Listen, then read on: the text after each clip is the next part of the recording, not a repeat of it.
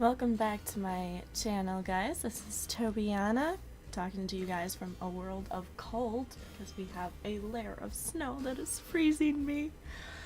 But that's not why we're here today. We're here because I am doing a reshade on this Melo from iwas.com. I'm starting off with a pink base because, I don't know, I was inspired by Santa. Cookie to anybody who can figure out what that means. I use the select tool to select the outside off the base, or outside of the lines, and then I use the expand function to expand the selection so it went into the line work, and then I deleted the outside, and now I'm going in with a darker color, which is going to be that color. And I'm going to shade the base. Now in this particular instance, I am filling in about 30% of that color, and I'm going to go in with the eraser tool set to transfer with the size function turned on to it so that when I draw with my tablet, I can get small lines and large lines and control the opacity with my tablet, which I personally like doing when I'm shading.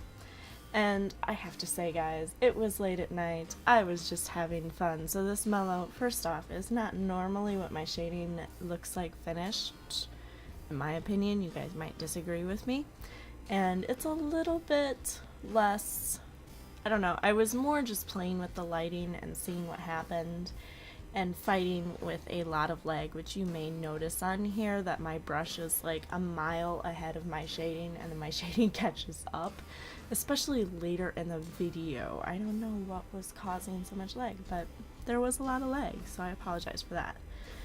And I'm just going in and I'm adding some highlights by erasing some of that darker color. And at this moment, I have not added any functions to the layers, so it's just set to normal. I don't have overlay on or anything like that. I might change that later when I go back to color it, but I've just kind of been playing with color lately, and I found that the overlay is just kind of getting in my way at this particular moment, but I might add that function later on.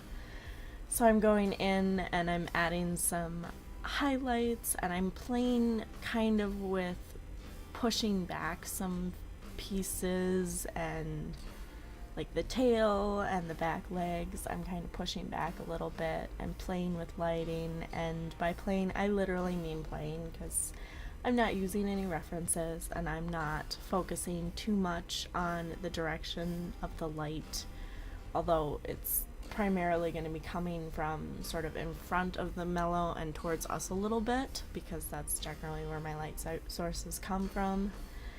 And now I'm going in with that same color we used at 30%, and I'm adding that, yeah, I'm having a lot of lag, but I'm adding that in so that we have that darker layers more where I want to push the shadows a little bit more. So in the arms, the belly, anything that would naturally have shading on it, that would be a little darker to give this more dimension. You want to have multiple layers of, you know, some things darker, some things lighter, or you end up with a very flat piece. So that's what I'm doing here, going in with that darker shading and playing with the eyes. And I had a lot of fun with the ears on this Melo because there's, of course, a lot of fur on the Melo's ears, and I don't know, it's fun painting with fur, and I like painting fur, and it's relaxing and stuff.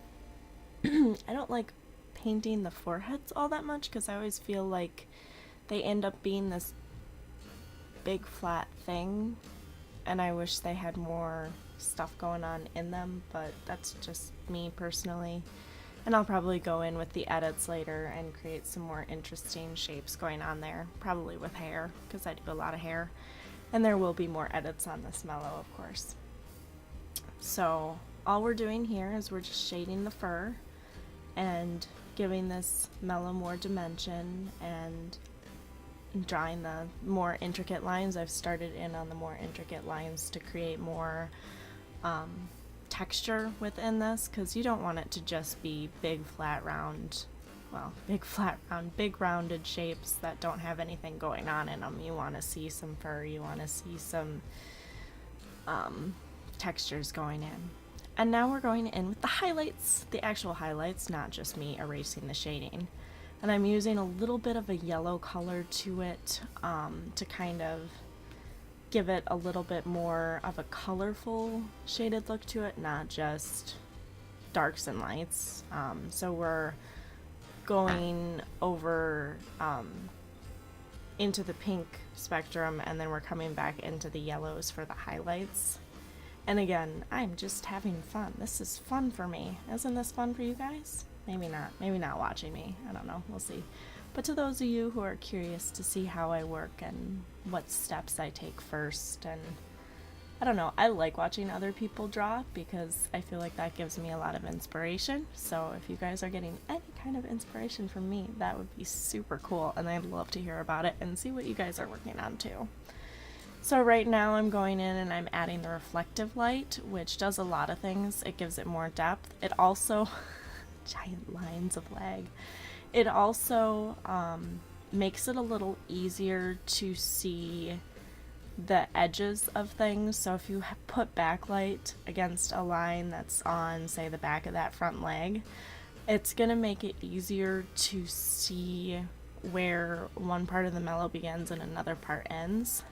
And it gives it more, just more dimension. It makes it look more lifelike in a very cartoony way.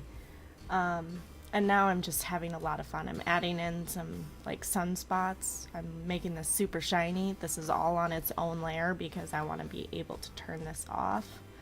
Unless I didn't because it was late at night. Yeah, that part's not. But this part is going to be on its own layer, so I can get rid of it if I want to. But I'm adding in just this giant sunspot, like there's light coming in on this Iowa, or on this Melo. And like I said, I was just having fun. It was probably about 3 a.m. at this point, so there's not a lot of thought going into this. It's just me having fun with the lighting, which is kind of the point of these sites, in my opinion, is having fun with the templates and just doing whatever you want to do.